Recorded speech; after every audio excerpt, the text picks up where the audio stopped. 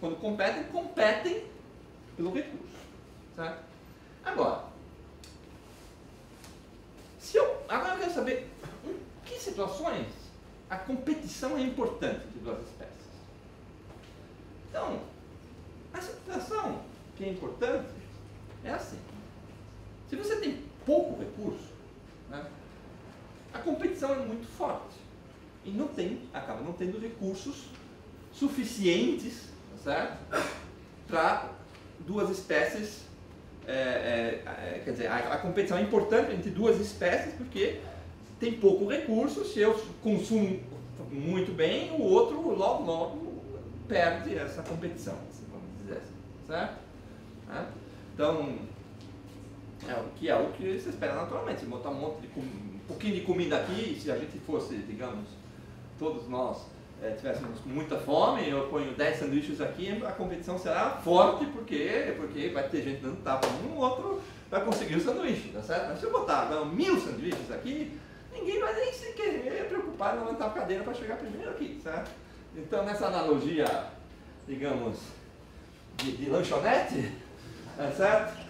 A competição é forte quando o recurso é escasso, e a competição é fraca quando o recurso é abundante. Levando isso em conta, vamos voltar a isso aqui. Né? Se tem poucos recursos e a competição é forte, isso significa uma grande vantagem para esta espécie que é a presa, certo? Porque ela é muito boa competidora, certo? Então você espera que quanto menos recurso tiver aqui e quanto mais importante for a competição, tá certo? A competição se torna mais importante do que o fato de ter a predação, certo? Então, nesses casos, você espera que o melhor competidor elimine o pior, certo? Via exclusão competitiva usual. Então, poucos recursos, espera-se que a presa intraguilda elimine o predador. Agora, se há muitos recursos, né, o fato de haver competição se torna meio que irrelevante, certo? Porque, nesse caso, tem recurso para os dois, certo? Então, o submódulo de predação se torna muito mais importante que a competição. E, nesse caso, você esperaria, então, que o predador elimine a presa. Bom, e se tiver nem muito nem pouco, você tem um caso intermediário, onde você espera que possa haver a coexistência das três espécies, do recurso e dos dois competidores. Certo? Então, essa é a teoria básica de predação intraguilda em palavras. Certo? O padrão de exclusão que você espera observar, ou exclusão ou coexistência, depende da quantidade de recursos no sistema. Certo? Pouco recurso, exclusão do predador. Muito recurso, exclusão da presa. Níveis intermediários, coexistência.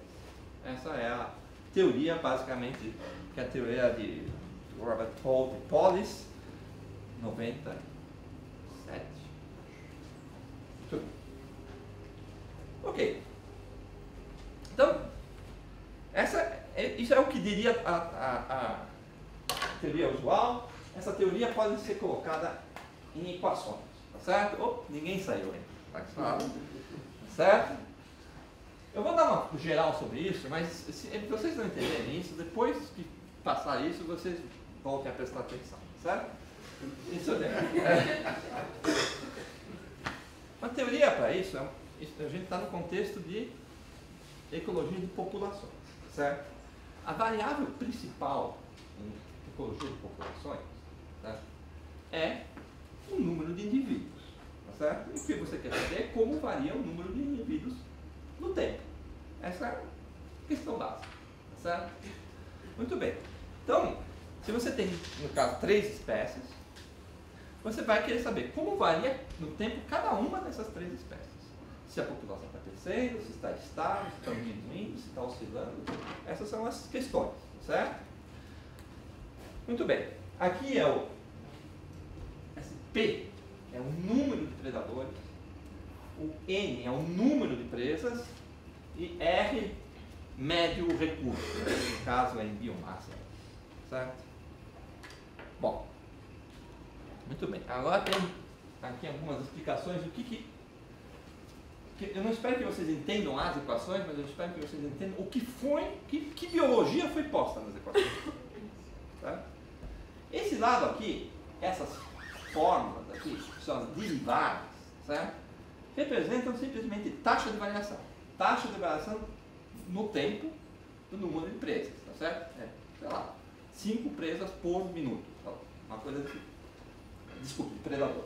E aqui de presas e aqui do recurso. São as taxas de variação deles. Muito bem. Aqui tem termos que nos indicam que esses caras aqui têm uma mortalidade natural se eles não tiverem nenhum recurso. Tá certo? Tá? Então, isso aqui indica a mortalidade. Certo? Bom, aqui, o recurso. Bom, veja, para que o sistema faça algum sentido, o recurso tem que a gente tiver interessado, ele tem que ter alguma forma de ser reposto no sistema, tá certo? Seja porque ele tem uma dinâmica vital, ou seja porque a gente alimenta o sistema. Porque senão, obviamente, vai acabar o recurso, morre todo mundo, certo? Então tem que ter uma forma de ter um input de recursos. E aqui, nesse sistema mais simples, que é esse que é uma adaptação do Hope Policy que eu e o Gabriel fizeram, simplesmente você tem uma taxa de entrada de recursos, tá certo? Por que isso? Porque a gente vai comparar com uma experiência em que a taxa de entrada de recursos é um parâmetro de controle efetivo. Você poderia ter outras coisas, certo? Você também tem uma retirada de recursos, porque eles apodrecem, ou você vai lá e tira, tá certo? Depois você tem esses outros termos que dizem isso aqui representa o quanto a presa consome recurso e quanto o predador consome recurso. Essas constantes aqui medem a força disso, tá certo? Muito bem. Então, aqui você tem uma natalidade pelo consumo desses recursos. Você vê que você tinha PR aqui, tá certo? E aqui, RN aqui, RN aqui, certo? Então, isso aqui quer dizer consumo de recursos, você vê que tem um sinal negativo, certo? Faz diminuir o recurso. Esse aqui tem sinal positivo, vai aumentar essas populações. Tem de fazer uma taxa de variação positiva, portanto, aumenta a população. E aqui você tem o módulo de predação, em que você tem como se fosse uma interação predador-presa aqui, predador-presa aqui, tem sinal positivo aqui, quer dizer que é bom para o predador, e tem sinal negativo aqui, é bom é ruim para a presa. Certo? Esse é o modelo simplão para essa situação. Ele é uma simplificação grande porque normalmente nesses modelos você considera as tais respostas funcionais, você considera respostas numéricas mais complicadas do que essas coisas simples que estão aí. Certo? Mas enfim. Muito bem, então esse é um modelo matemático que resume o que eu disse em palavras anteriormente. Muito bem. O importante aqui é que este cara aqui é um parâmetro de controle, certo? Então, essa constante aqui é o quanto você está colocando de recurso no sistema, tá certo? Se ele for grande, baixa competição e esse sistema de equações vai mostrar que o predador elimina a presa. Se ele for muito pequeno, esse parâmetro, vai existir uma competição forte, a presa elimina o predador. E em níveis intermediários você pode ter regiões de coexistência, certo? Aí vocês vão falar assim, mas o que é forte, o que é fraco e tudo mais. Tudo isso pode ser deduzido matematicamente e vocês vão me agradecer não fazê-lo, certo?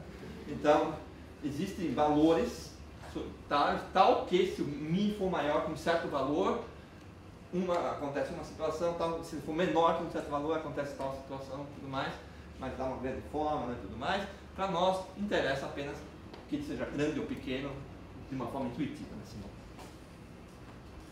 Muito bem. Ok. Bom, eu tinha mostrado vários modos de predação intra-guilda que aconteciam em sistemas mais variados, né? Você tinha insetos, né? Tinha predação intra-guilda uma mosca brejeira, você tinha ovos de tartaruga, você tinha peixe, você tinha gato e tudo mais. Bom, e todos aqueles sistemas são sistemas naturais, certo? Aonde você não vai poder simplesmente pegar, fazer uma experiência mesmo, certo? Você vai poder fazer observações, mas a sua capacidade de manipulação de populações ou de recursos, eu ponho muito recurso, tiro recurso, não é um negócio que você possa fazer, controlar em campo, certo?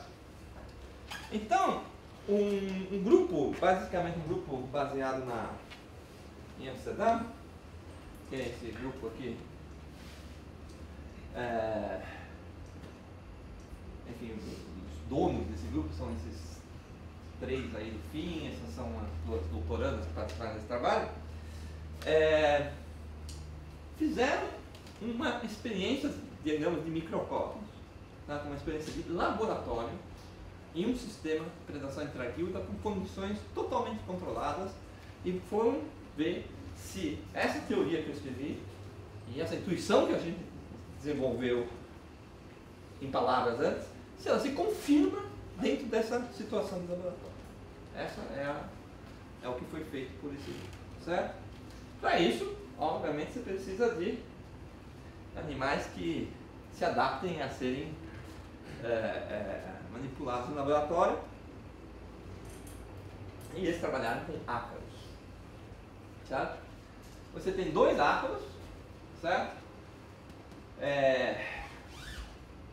Que formam exatamente o sistema de competição intra-guilda. Você tem um recurso que no caso é pólen, certo? Você experimentador, você dono do laboratório, controla o quanto você coloca de pólen no sistema, certo? Ou seja, você controla aquele Mi que eu falei de parâmetro de controle. Você é Deus lá. Você que fixa e você que vai pôr. Eu vou pôr tantas gramas por dia, vou pôr cada 3 dias. É você que faz, certo? Então, é um sistema controlado. O recurso é totalmente controlado de forma externa pelo experimentador. Muito bem. E aqui você tem dois ácaros e tem um ácaro, que é um ácaro predador sobre o outro. E esse aqui é simplesmente um consumidor. O que nós vamos estar interessados é padrões de exclusão. Muito bem. E se lembra então, padrões de exclusão, a gente espera que dependam do nível de recursos. E eu posso então estudar esse sistema num gradiente de nível de recursos e ver se de fato, quando eu ponho mais ou menos pólen ou no nível intermediário de pólen, se de fato eu tenho o padrão de exclusão, certa hora a presa, certa hora o predador, com coexistência em outras situações. Muito bem. Então essa é o trabalho desse grupo, tá? Isso saiu em 2009, foi isso? Bom, então, essa gente toma cuidado, tá certo? A gente profissa, vamos dizer assim. A primeira coisa, tá certo? Eles fizeram experiências separando as duas espécies, tá certo? Então, esse aqui, você tem, eles consideram nível intermediário e nível alto de pólen. É uma questão de terminologia, por que você quer chamar de muito pouco, tá certo? Eles chamam de alto e intermediário.